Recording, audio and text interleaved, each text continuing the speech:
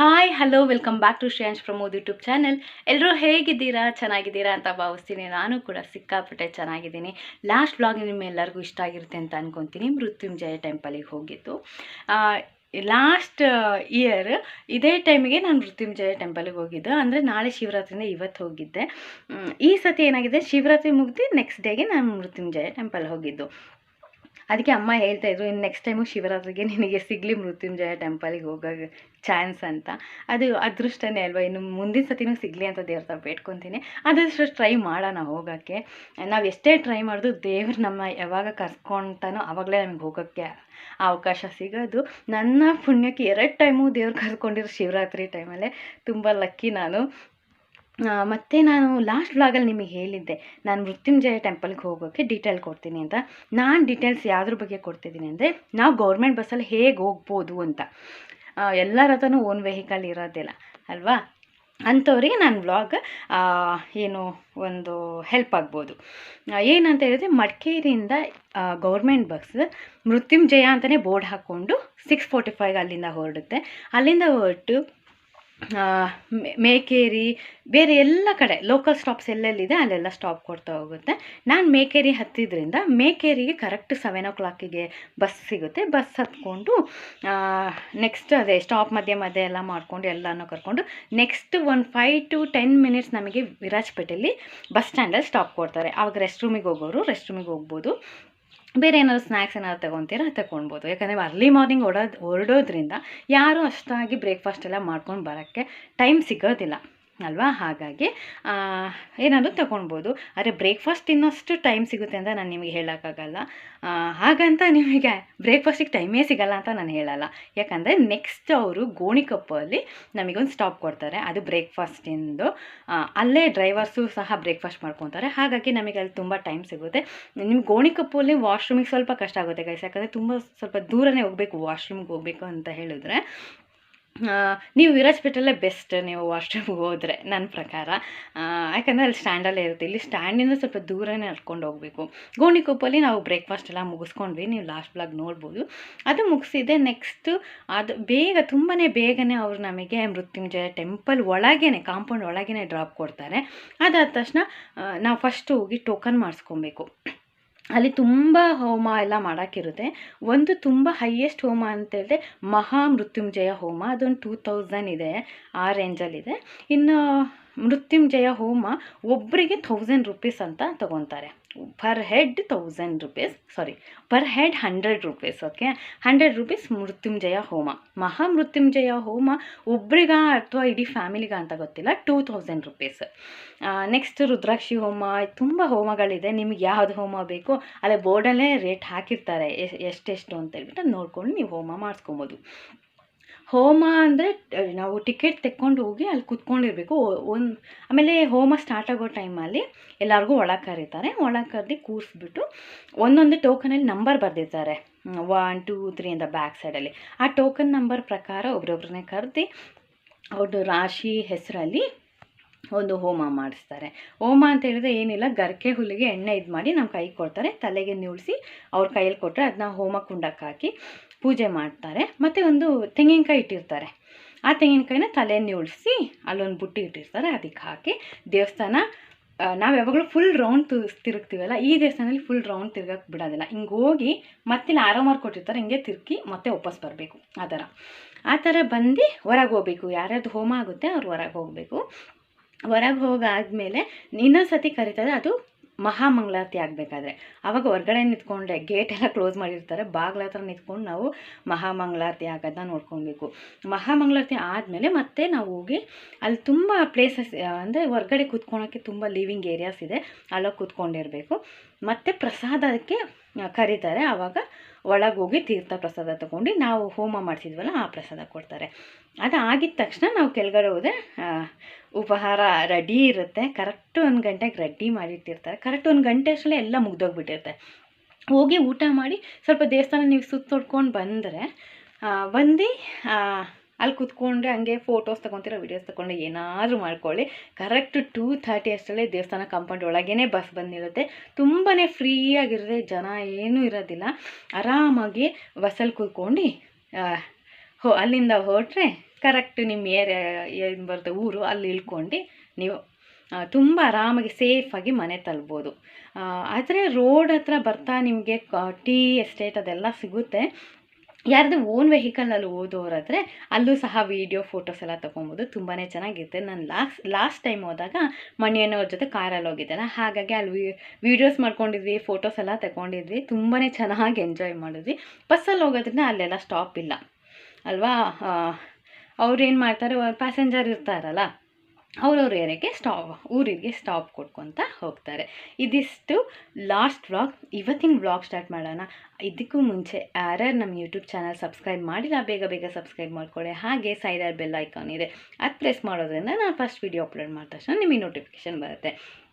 Guys, ಇವತ್ತಿನ vlog, ಇವತ್ತು ಶನಿವಾರ ಆಗಿದ್ದರಿಂದ ನಾನು ಟೆಂಪಲ್ ಹೋಗಬೇಕು. ಹಾಗಾಗಿ ಟೆಂಪಲ್ ಕೂಡ ಎಲ್ಲ ಹೋಗಿ ಬಂದೆ. ಶ್ರೇಯಾಂಶಿಗೆ ಅಂಗನವಾಡಿ ಬಿಡಬೇಕು, ಅದನ್ನೂ ಸಹ ಬಿಟ್ಟು ಬಂದೆ. ಅದೆಲ್ಲ ನೆಕ್ಸ್ಟ್ ಕ್ಲಿಪ್ಪಿಂಗಲ್ಲಿ ಹಾಕ್ತೀನಿ, ನೀವು ನೋಡ್ಕೊಬೋದು. ಇವತ್ತಿನ ಬ್ರೇಕ್ಫಾಸ್ಟಿಗೆ ಇಡ್ಲಿ ಮಾಡಿದ್ರು ಅಮ್ಮ. ಇಡ್ಲಿ ತಿನ್ಕೊಂಡು ಇವಾಗ ಸ್ವಲ್ಪ ಎಲ್ಲ ಕೆಲಸ ಏನೇನಿದೆ ಅದೆಲ್ಲ ಈ ಕ್ಲಿಪ್ಪಿಂಗಲ್ಲಿ ಹಾಕ್ತಾ ಹೋಗ್ತೀನಿ, ನೀವು ನೋಡ್ತಾ ಹೋಗಿ. ಯಾಕಂದರೆ ಬೆಳಗ್ಗೆ ನನಗೆ ಎದ್ದ ತಕ್ಷಣ ವ್ಲಾಗ್ ಮಾಡೋಕ್ಕಾಗಿಲ್ಲ, ಸ್ವಲ್ಪ ಕೆಲಸ ಎಲ್ಲ ಇರುತ್ತಲ್ಲ. ಹಾಗಾಗಿ ಮುಗಿಸಿ ಇವತ್ತು ಶನಿವಾರ ಆಗಿರೋ ಟೆಂಪಲ್ ಹೋಗೋದ್ರಿಂದ ನನಗೆ ಎದ್ದಿದ ತಕ್ಷಣ ವ್ಲಾಗ್ ಮಾಡೋಕ್ಕಾಗಿಲ್ಲ. ಟೆಂಪಲ್ ಹೋಗ್ತಾಯಿಂದ ಎಲ್ಲ ವ್ಲಾಗ್ ಮಾಡಿದ್ದೀನಿ, ಆ ಕ್ಲಿಪ್ಪಿಂಗ್ ಇದರಲ್ಲಿ ಹಾಕ್ತೀನಿ, ನೀವು ನೋಡಿ. Thank you.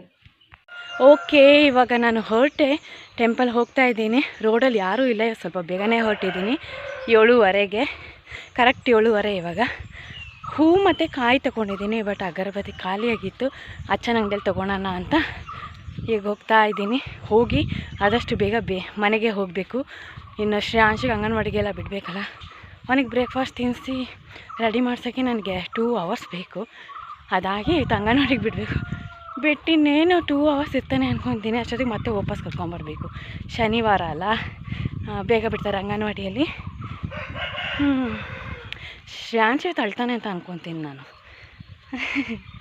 ತುಂಬ ರಜಾನೇ ಆಗಿಬಿಡ್ತು ಅವ್ನಿಗೆ ಅಂಗನವಾಡಿ. ಈ ಥರ ರಜಾ ಆದ್ರೇ ಅವ್ನಿಗೆ ಉದಾಸೀನ ಹೋಗೋಕ್ಕೆ. ಅದಕ್ಕೆ ಏನಾದರೂ ಆಗಲಿ, ಶನಿವಾರ ಆದರೂ ಪರವಾಗಿಲ್ಲ, ಬೇಗ ಕರ್ಕೊಂಬಂದರು ಪರವಾಗಿಲ್ಲ, ಕರ್ಕೊಂಡೋಗಿ ಬಿಡೋಣ ಅಂದ್ಕೊಂಡು ಪ್ಲ್ಯಾನ್ ಮಾಡಿದ್ದೀನಿ. ಕರ್ಕೊಂಡೋಗಿ ಬಿಡ್ತೀನಿ ಇವತ್ತು.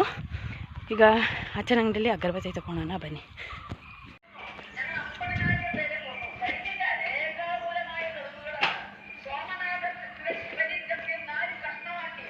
போயிட்டு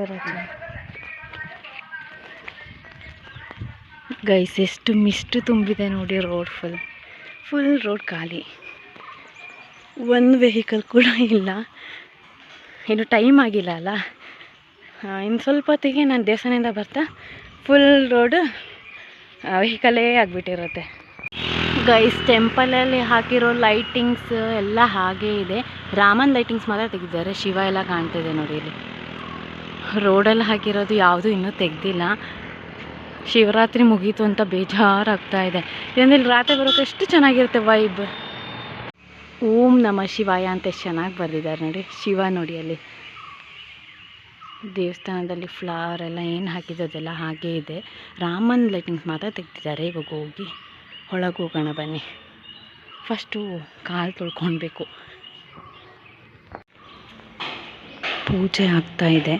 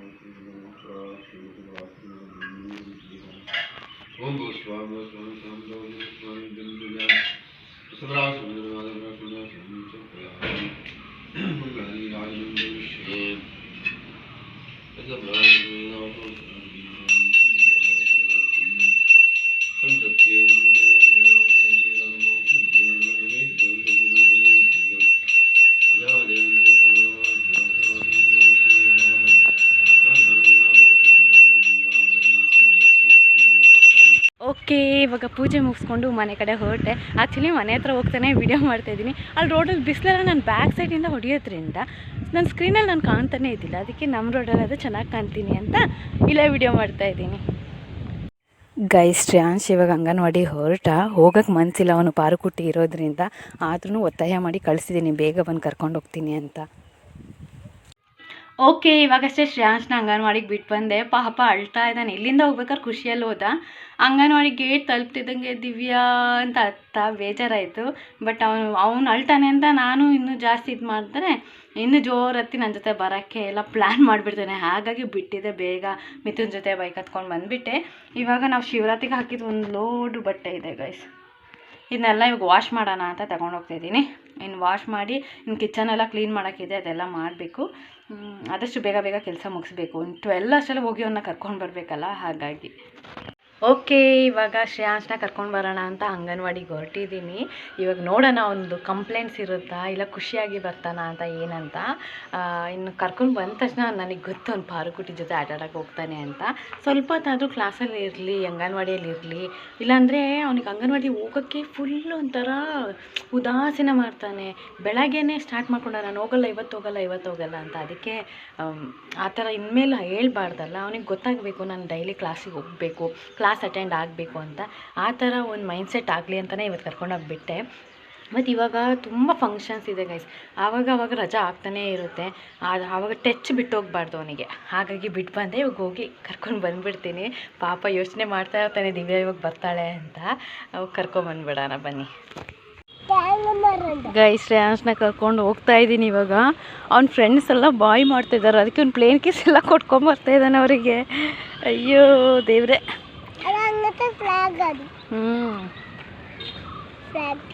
ಅವನಿಗೆ ಫ್ಲ್ಯಾಗ್ ಬೇಕಂತ ಇಲ್ಲಿ ದೇವಸ್ಥಾನ ಗೈಸ್. ಕರೆಕ್ಟ್ ಅಚ್ಚನ ಅಂಗಡಿ ಬರ್ಬೇಕಾದ್ರೆ ಇವ್ನು ನಡಿಯೋಕ್ಕೆ ಸ್ಟಾರ್ಟ್ ಮಾಡೋದು. ಅಲ್ಲಿ ತನಕ ಹೊತ್ಕೊಂಡು ಬರ್ಬೇಕು ಇವನ್ನ. ಇನ್ನು ನೋಡಿ ಇಲ್ಲಿ ಒಂದು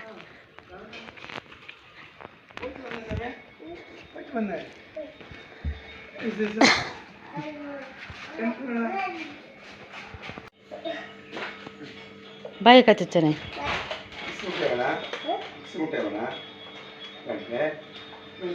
ವಿಕ್ಸ್ ಮಿಠಾಯಿ ಬೇಡ ಮೇಡ್ಸುಳ್ಳಿ.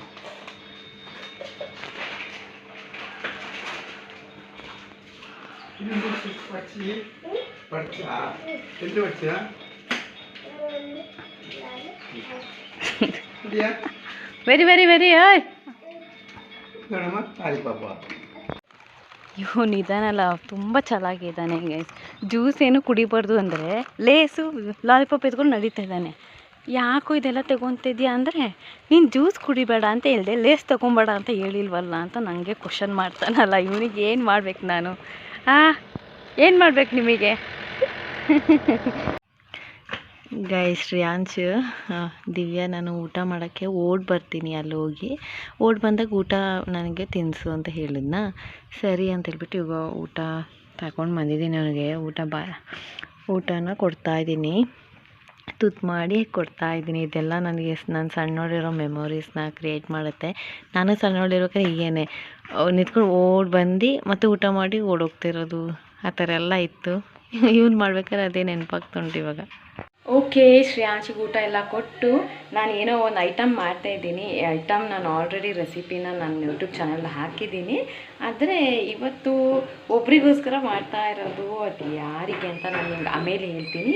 ಏನು ಮಾಡ್ತಾಯಿದ್ದೀನಿ ಅಂತ ತೋರಿಸ್ತೀನಿ ತಾನೆ ಗೈಸ್. ನಾನಿವತ್ತು ಗೋಬಿ ಮಂಚೂರಿಯನ್ ಮಾಡ್ತಾಯಿದ್ದೀನಿ. ಇಲ್ಲಿ ನೋಡ್ತಿರ್ಬೋದು ನಾನೆಲ್ಲ ನೀಟಾಗಿ ಜೋಡಿಸಿಟ್ಕೊಂಡಿದ್ದೀನಿ. ಯಾವಾಗಲೂ ಜೋಡಿಸಿಟ್ಕೊಂಡೇ ನಾನು ಮಾಡೋದು, ಯಾಕಂದರೆ ಒಂದೊಂದು ಐಟಮ್ ಮಿಸ್ ಆಗುತ್ತೆ ಅಂತ. ಬಟ್ ಇಷ್ಟು ನೀಟಾಗಿ ಚೆನ್ನಾಗಿ ಮಾಡಬೇಕು ಅಂತ ಇವತ್ತು ಅಂದ್ಕೊಂಡಿದ್ದೆ.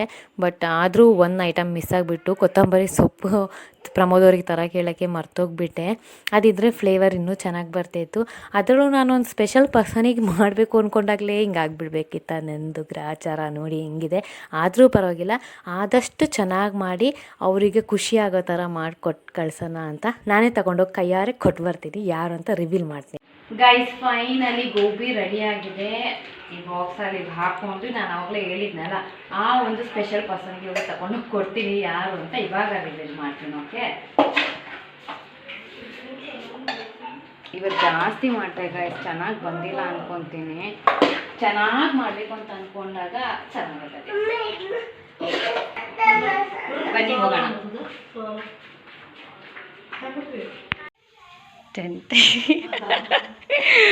ಇವರಿಗೇನೆ ನಾನು ಮಾಡ್ಕೊಂಬಂದಿದ್ದು ಗೋಬಿ ಮಂಚೂರಿ. ಸುಜಮ್ಮಂಗೆ ವೆಲ್ಕಮ್. ಇವತ್ತಿನ ಕಿವಿಮಾತು: ಕೈ ಮುಗಿದು ಕೇಳುವುದಕ್ಕೆ ಏನಿದೆ, ಜೀವನವೇ ಒಂದು ಉಡುಗೊರೆ ಅಲ್ಲವೇ? ಇದಾಗಿತ್ತು ಇವತ್ತಿನ ವ್ಲಾಗ್. ಮತ್ತೆ ನಾಳೆ ಸಿಗ್ತೀನಿ. ಟಾಟಾ, ಬಾಯ್ ಬಾಯ್, ಲವ್ ಯು ಆಲ್.